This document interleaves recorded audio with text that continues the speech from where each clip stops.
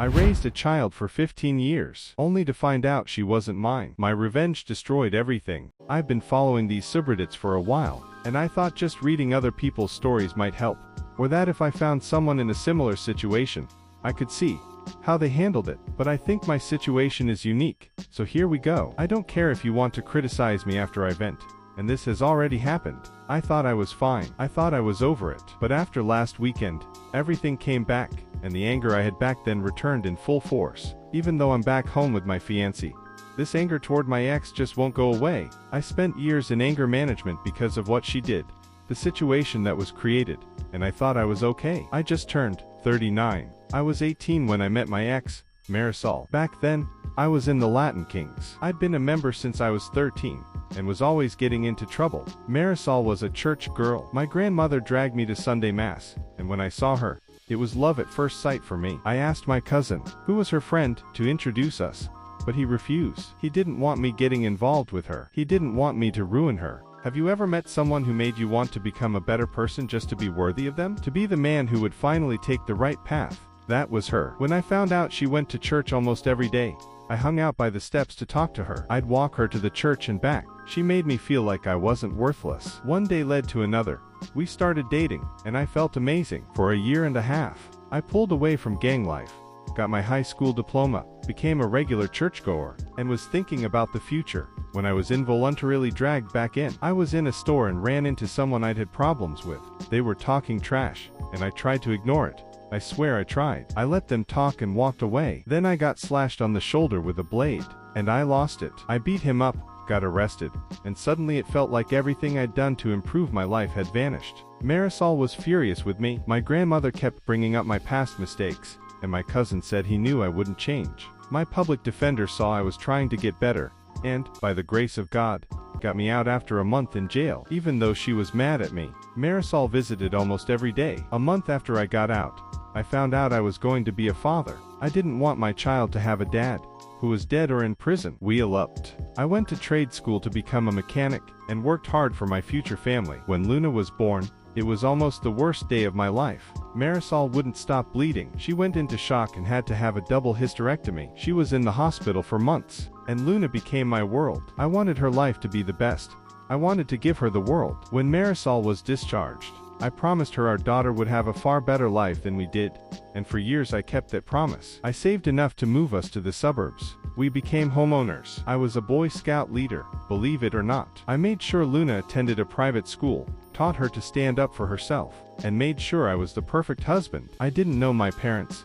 I didn't have a positive male role model, so I didn't know what a healthy relationship looked like. TV dads were my role models, and I imitated them, and their TV marriages. As the years went by, I owned my own shop. My cousin became a pastor. My grandmother was still a handful. My relationship with my wife was stronger than ever. I kept my prison body in shape. But Luna began to hate me from the moment she turned 13. She just started hating me. She didn't want me to hug her. She rolled her eyes whenever I said I loved her. She ignored me when I asked about her day at school. It hurt me, and Marisol saw it. She told me, "She's a teenager. Let it pass. She'll come back to you." For 2 years, it was like that. For her 15th birthday, Quinceañera, I wanted to go all out. I got her everything she wanted, and she was still disrespectful. For a moment, my old self almost came out to put her in her place. Instead, I went to my cousin to vent my frustration and doubts about being a good father. He told me to let her be a teenager and prayed for me. I wanted a video for the father-daughter dance. I gathered a bunch of our photos, but realized I didn't have any recent ones of us. She didn't want to take any. The last time I had photos of us smiling together was on her 13th birthday, and those were on her broken tablet. I took that tablet to a repair shop. Didn't care about the cost. I needed those photos. After a day and $300, the tech fixed it, and I was happy. I knew her passcode, but I never cared to invade her privacy. I just wanted those photos. I opened the gallery. There they were. My little girl smiling, happy to be with me. I felt great. Then instant messages popped up. It was my daughter chatting with my wife. It was a long thread. She didn't want me to dance with her, which hurt me, but my wife replied she was just being a teenager. Then came the line that destroyed me. She texted asking why she had to do the father-daughter dance with me if I wasn't her father. I felt my heart stop. I got dizzy. My mouth went dry. I needed to sit down. My wife replied that I raised her. Amen. and that makes me her father. But Luna answered that my cousin is her father, and she couldn't wait to turn 18 so she could tell me the truth and go live with her real dad. That she hated me, that she thanked God I wasn't her father. Marisol started cursing her out, saying it was a mistake for my cousin to have told her the truth 2 years earlier. The more they typed, the angrier I became. My wife had lied to me for 15 years. My cousin, the one I confided in about my troubles with Luna and my fears of being a bad dad, not only slept with my wife, he made me raise his child. I wanted to hurt them. I felt a mix of rage, sadness, grief. I wanted to scream, cry, and die at the same time, if that makes any sense. I went to a dark place to keep from doing something stupid. I told Marisol I needed to focus on work to pay for the party, and instead I drove to my old public defender, who wasn't some low-level lawyer anymore. He had a fancy office in the suburbs. I was surprised he remembered me, but apparently I'd been his first case. We sat down and I told him everything. I handed him the tablet. More messages kept coming in. This time Luna was talking with my cousin, her real father. He told her to give me a chance since I'd always been there for her, but Luna told him he had been there too, so it made sense they had so much in common. She even called him Dad several times in the chat, and he replied that she was his daughter. We reviewed options. He asked what I wanted to do. I said I wanted to go all in. I wanted to poison the well. He asked several times if that was really what I wanted. It was. I also told him everything had to be filed before the QUINCEAER in 2 weeks. We spent the next 12 hours doing what needed to be done, and I followed his instructions to the letter. I quietly put my business up for sale. I called the private school and said I wouldn't be paying for next year. I closed the college accounts and savings I had for Luna. I prepared to list my house for sale. No one noticed. I did exactly what he said. There was only one thing I deviated on: the day of the party. The party day went smoothly. The whole family was there. Luna was smiling, having fun. Marisol kept asking me if I was okay, and I lied to her. It was hard to lie. Since the day I met her, I had never lied to her. For those 2 weeks, every time I kissed her, hugged her, made love to her, it was hard not to scream at her, hard not to hate her. She knew I was raising another man's child. She had slept with my cousin, a man I considered a brother, my daughter's godfather, my confidant when we eloped. Suppressing the rage was hard, to say the least. When it was time for the father-daughter dance, I called her to the center of the hall. She looked annoyed but walked over. I had the music playing and she smiled, which tore me up inside. Seeing her smile at me, for years I'd wanted to see that smile again. Now I didn't want it. As we danced, a slideshow played, photos of us, and at the end of the song, screenshots of her text with her mother and her real father. Needless to say, it went terribly. Marisol looked like she'd seen a ghost. Luna just stared at the big screen. My cousin stared at me in fear. Marisol ran to me and said she could explain, and I told her I'd filed for divorce. She could explain in court. She grabbed my arm, begging, and I pulled away. I told Luna I had tried so hard to give her the world, and now she didn't deserve it. I started to leave, but not before telling my cousin that every time I saw him, I'd beat him. Then I left. What followed was brutal. Marisol and Luna stayed at my grandmother's apartment. Her family was shocked and disgusted with her. They wanted nothing to do with her. Her father even apologized to me, which was wild, because he never liked me. Despite turning my life around, the man hated me, but now I was the perfect husband and father.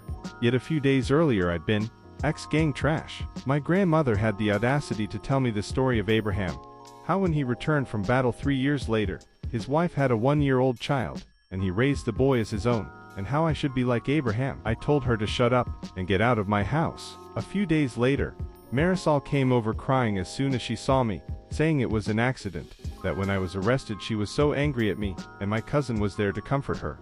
One thing led to another, and they had sex. It happened only once, and she'd been faithful ever since. She said she'd take a polygraph to prove it. I asked how long she knew Luna wasn't mine. She cried harder. The look on her face said she'd known from day one. I asked her to leave. She wanted therapy, said I was overreacting and we could make it work, that it was in the past and I needed to get over it, that I was Luna's father. I let my anger out. I must be repeated, get over it, more than a dozen times at full volume while grabbing her things and throwing them out the door. I called her a liar, told her I never wanted to see her face again, and told her the life I built no longer belonged to her. Then I shoved her out the door. Weeks went by and she kept blowing up my phone. Not once did Luna try to contact me. Marisol was shocked to learn I'd sold my business. Even more when she found out I had an open house scheduled to sell the home. She barged in, yelling at the viewers to get out of her house, begging me to get help, that I was ruining our marriage, that I had no right to sell our house, the home where we raised our daughter. I told her this house was full of lies. It was a house where I raised another man's daughter. When I sold it, I'd give her half. Then I ordered her to leave before I called the police. It was a bluff. If she'd played the victim, I'd have been arrested. But she didn't. She left. Soon after, my cousin came to talk to me, and I punched him, dragged him out, and shut the door. I refused mediation. Marisol wanted reconciliation. I didn't. I wanted divorce. My lawyer filed for a quick divorce, and in 3 months, we were in court. I barely spoke to anyone in that time. I've read horror stories about the legal system, especially in divorce, but I didn't get that. I had a fair judge. My lawyer handled everything. First, Marisol's lawyer tried to bring up my past, my gang years, as if that made me a bad husband and father. My lawyer shut it down quickly. The judge scolded her lawyer for trying to shame someone who had turned his life around. My lawyer presented the evidence and offered a lump sum alimony payout, tied to the pending sale of the house and business. At first, Marisol's lawyer tried to convince me to reconsider. I ignored her. When she realized I wasn't budging, she agreed. But the real surprise came with child support. My lawyer presented all the text messages between Luna and Marisol, showing not only that Luna knew I wasn't her father, but that she couldn't wait to live with her real father and stop living a lie. Marisol was stunned. Then my lawyer filed to remove my name from Luna's birth certificate, remove my last name, and free me from child support since all parties agreed my cousin was her father. Marisol was shocked, yelling at me not to do that to Luna, that I'm her father because I raised her. As pathetic as it may sound now, if Luna hadn't treated me the way she did, if she hadn't said those things, I probably would have agreed to keep supporting her. There were moments I wanted to contact her and try to fix it, but then I'd look at the continuous text between Luna, her real father, and her mother, and my resolve hardened. To this day, I don't know what hurts more, being deceived by the woman you thought was the love of your life, or having the child whose life you tried to make better, giving her the world, toss you away like trash. The judge sat in silence for a long time, reading page after page of messages. In the end, he agreed. I wasn't financially responsible for Luna, and my name could be removed. My lawyer also moved for the court to pursue child support from my cousin, and to sue him in civil court for everything I'd spent raising Luna: private schools, dance classes, scouts, writing lessons, everything I'd ever spent on that child. Then my lawyer explained to the judge that my cousin committed fraud by knowingly allowing me to raise his daughter without any financial support or assistance. It was a Hail Mary, and the judge agreed. I didn't bother looking at Marisol when the judge ruled. I didn't care to hear her as I walked out. I didn't care when I heard her crying, saying she only cheated once and had been faithful since. I simply didn't care anymore. A few weeks later, my ex called, shocked I'd stopped paying Luna's private school and all her activities. I told her to call the child's father and hung up. Even Luna called me, the first time since all that torment, crying, saying she would have to go to public school, that they were moving back to the old neighborhood, that it was scary, that she wanted us to be a family again. I told her to look for her real father, the man she really wanted, and ask him. I yelled that not only had she known for years, but I had read all the texts, the ups and downs, and in her own words she was grateful a thug like me wasn't her father, even though I hadn't been a thug since the day I learned I was going to be a dad. I hung up. After that, I thought about ending my life countless times. I thought about ending my cousin, but I made him pay. He had to pay me $500,000, money that was entirely mine and not a cent belonged to my ex because she had agreed to a lump sum. I didn't care that the money came from the church. I was hurt. I left New York soon after. I went to Idaho, far as possible from New York. I picked a random state and city and left. I opened a new shop, bought a house. But for 2 years I had trust issues. For 2 years I saw a therapist, took anger management classes, went to rage rooms. It was hard, until I found myself going back to church. Ironically, that's where I met my fiancée, Jocelyn. She's wonderful, had just turned 30 at the time, and we hit it off.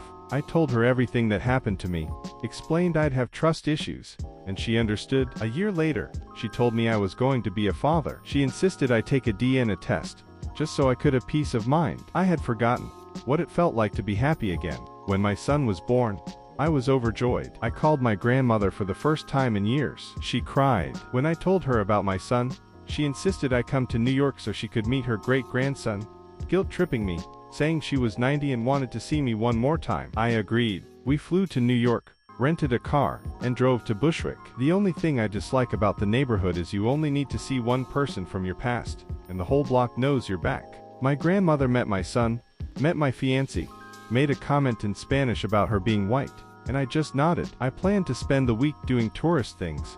It was Jocelyn's first time in the Big Apple, and I wanted to make it special. Of course, nothing goes as planned.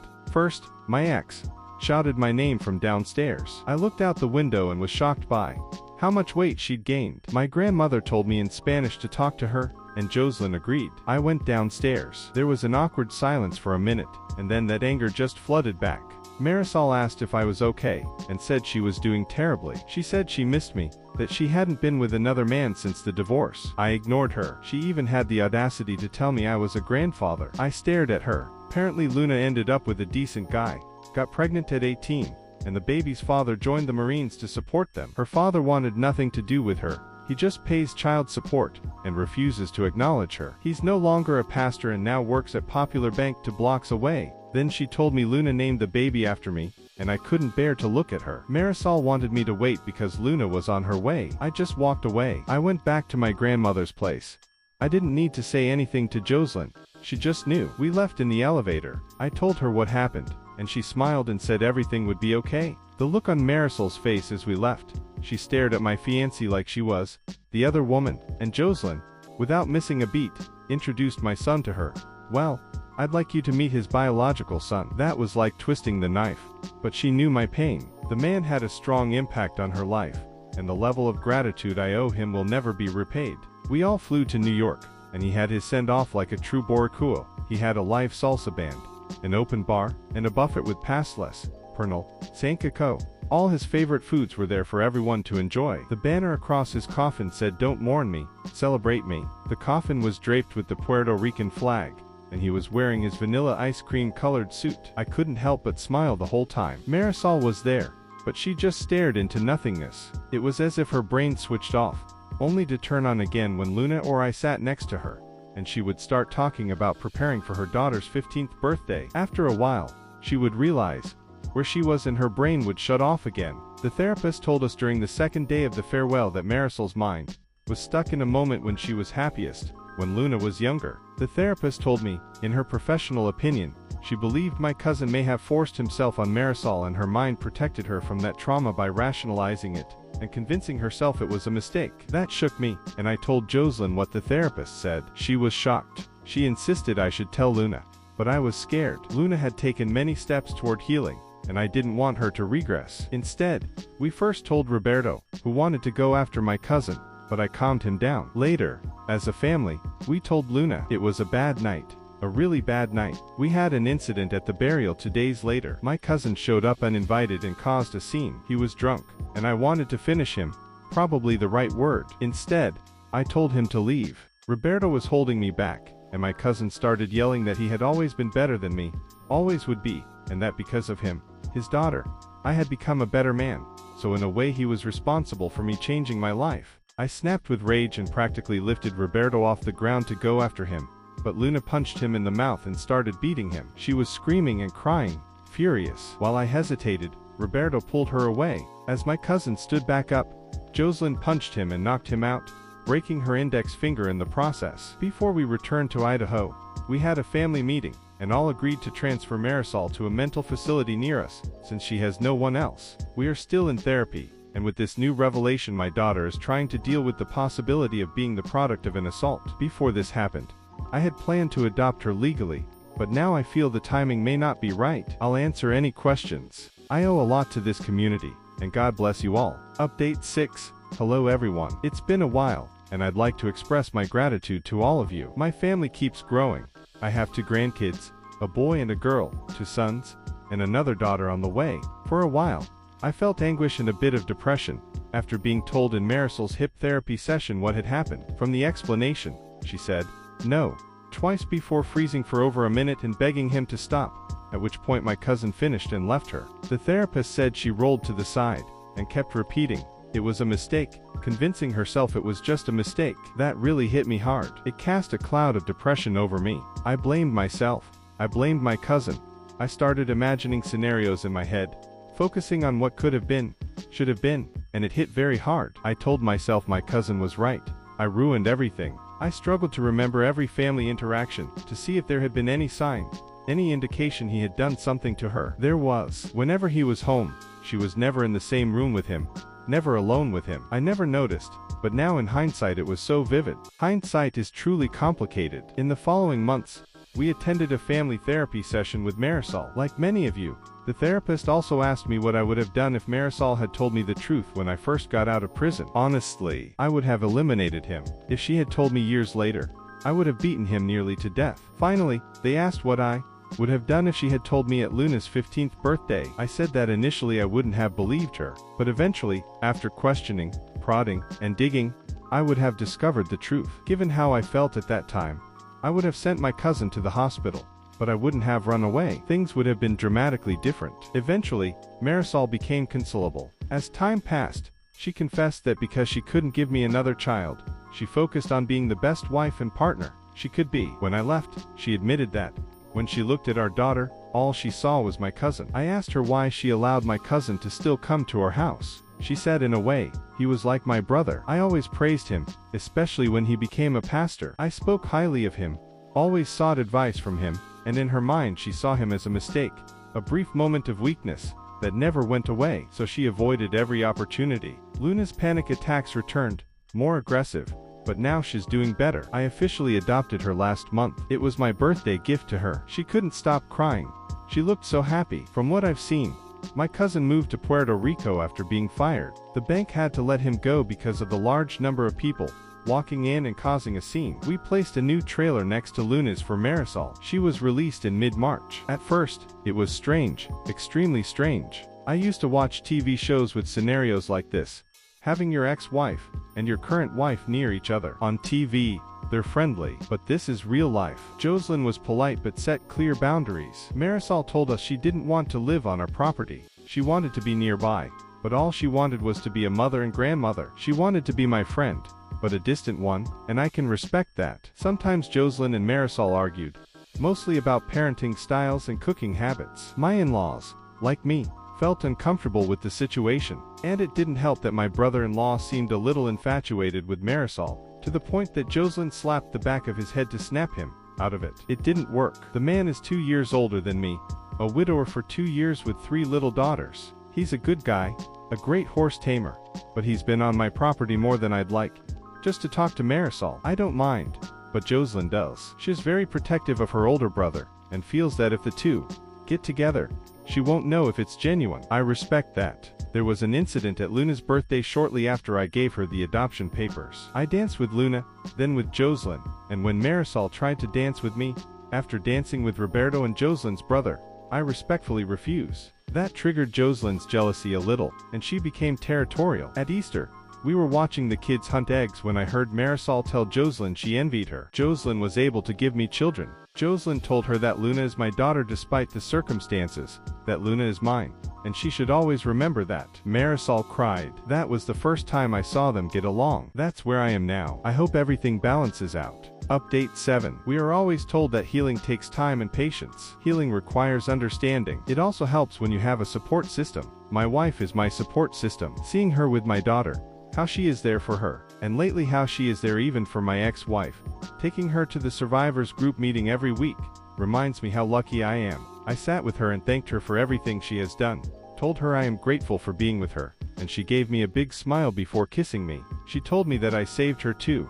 reminding me of her abusive ex and how broken she was. Then she told me that being there for me and my family was the least she could do. We sat down to watch TV while holding each other. A week later, I got another letter from my cousin, and I burned it. Another week went by, and my wife told me her brother was very interested in asking Marisol out. Personally, I don't care, but I told her that Marisol is an adult, healing from a lot of trauma. If he understands that and is willing to be patient, then I don't have a problem. A day later, I got another letter from my cousin, and again, I burned it. Normally, I'd complain about how he kept finding me, but my first and last name are unique, and my surname isn't very common, so finding me with a simple Google search isn't that hard. By mid-June, we were enjoying a bonfire. I smiled at my daughter and son-in-law dancing slowly without music. My wife had her head on my chest, and I noticed my brother-in-law and Marisol kissing, and I smiled. A few days later, My cousin tried contacting Luna on Facebook, and she had a panic attack.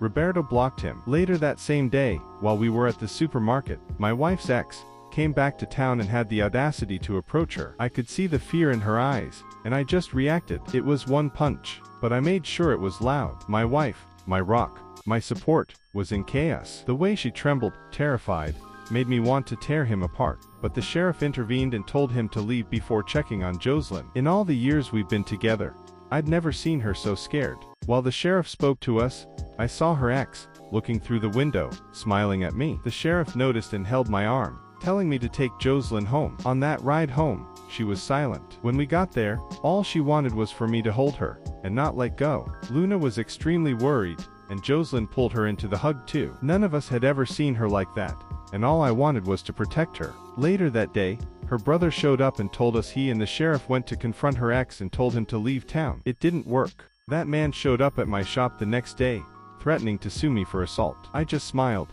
and told him that in the 10 minutes he'd been talking, I'd thought of half a dozen ways to make him disappear. That shut him up, but for the next week and a half, he kept testing us. During all that time, Jocelyn was constantly afraid, thinking he might do something to her, to me. Her brother, a forest ranger, warned him to stay away, and the bastard reported him to his supervisor. Every time I wanted to confront him, Jocelyn begged me not to, but she is my wife, and I needed to protect her. Her father later told me everything about that man, everything he had done to her. I told him I was surprised he hadn't already killed him, and he said that around the time he seriously considered it. The ex blew out his knee and left town. He gave me a big smile, and I couldn't help but smile back. On the 29th, we were preparing for the next Idaho State Fair, when I got another letter from my cousin. This time I left it on my desk. Marisol came up to me asking if it was okay for her to pursue a relationship with Jocelyn's brother. I told her yes, but only if she felt ready. She shrugged, said she didn't know what she wanted,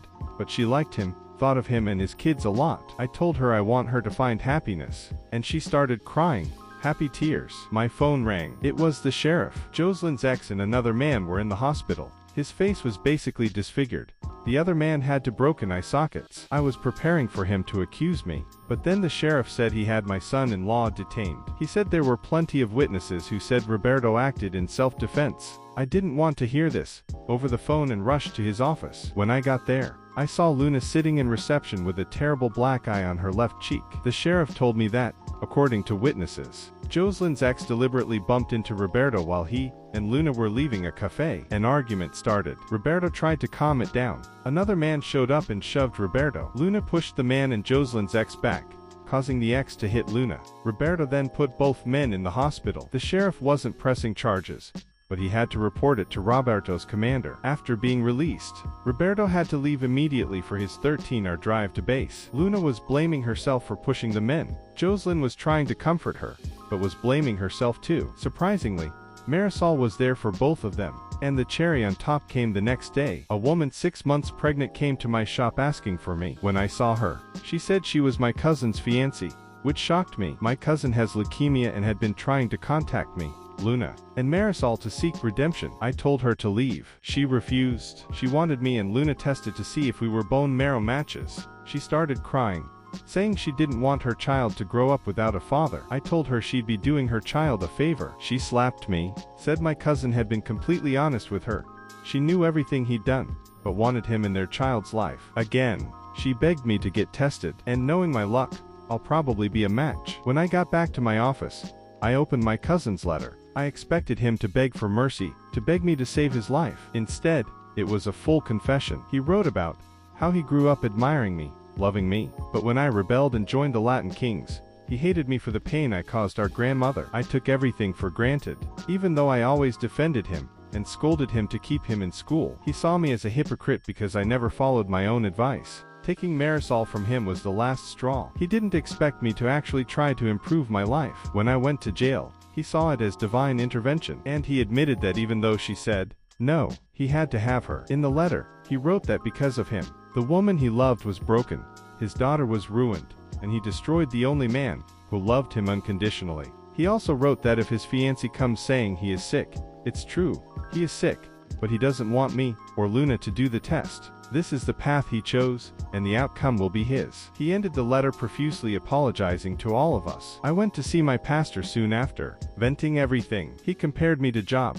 Ironically, because of all the biblical stories, I hated the book of Job. My pastor told me everyone fights like Job, some more than others, but it teaches us to comfort those who suffer and how we become better people through adversity. This morning, I went to the hospital. The advantage of living in a small town is everyone knows everything about everyone without asking. The nurse led me to Jocelyn's ex room, where I waited for him to wake up. He was shocked to see me. I had a conversation with him, and even with his jaw wired shut, he fully understood what kind of person I would become if he ever crossed paths with my family again. I forgot how easy it was to become that dark. And now, as I sit in the cancer ward typing this long vent on my phone, I'm wondering if I should get tested to see if I'm a match. Wondering why we are always tested, why we always have to endure, why there must always be people who want to ruin everything. Commentary Reddit observer. This brings us to the end of this story. I feel for the author. I can barely imagine what it felt like to be betrayed by basically your entire family. He went through hell, but still managed to get his sweet revenge. The public defender and Jocelyn are angels in his life, and even the judge truly followed the law and delivered fair justice. They all deserve the best things in the world. What Luna did was horrible and utterly repulsive, even if she was young. The author did exactly what needed to be done: hold her accountable for her actions, and treat her the way she treated him. Marisol hiding the real paternity of Luna all that time is unforgivable, and the cousin, after what he did, deserved to get knocked out every single time. The author had a new life, and zero obligation to make peace with his ex-daughter and ex-wife. But even so, he forgave them. That shows he is truly a good person, who deserves all the good this life can offer. If you enjoyed this video, show your support for the channel by leaving a like and a comment. Thank you for watching until the end.